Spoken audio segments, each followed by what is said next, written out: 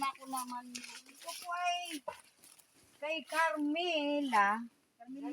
Carmelina Samson. Tao po! Napaka-cute ng iyong bahay, ha?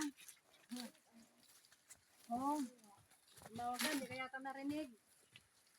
Nandito sa loob. Kasi naambon. Ay, nagtatabak sa kanya. Hello! Hello po. Ano pong ginagawa ninyo? Linis-linis po. Naglilinis ng kanyang farm. Ano, napakadami nyo na palang tanim. Napakadami ng tanim.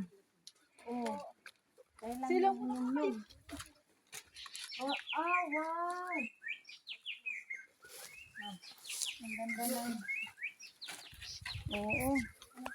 Kumusta po ang ating pang-araw-araw dito? Dito na po kayo natutulog o nakikitulog po? Nakikitulog muna po kasi bawal naman po. Oo, kasi hindi pa masyado buo ito eh. Gawa na, yung una kong bahay na pinagawa, nasira na po. Ay, hindi ko man naman po mapatapos kasi bawal pa.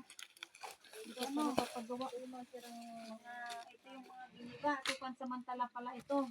Samantala muna po, ito mga ginigipa yung una po.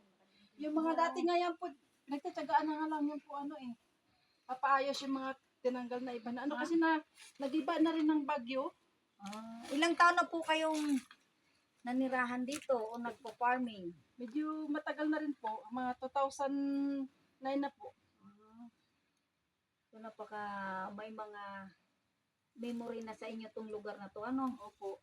Hindi na talaga pwedeng pabayaan o iwanan, ano? So sana Mahaba na po yung pinaghirapan nito po. Ilang years na yun? 15? 15 years ka na pala dito.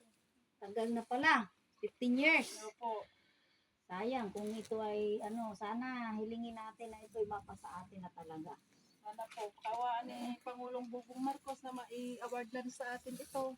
Kasi sa tagal na rin natin na naghirapan ito dito. Balik-balik.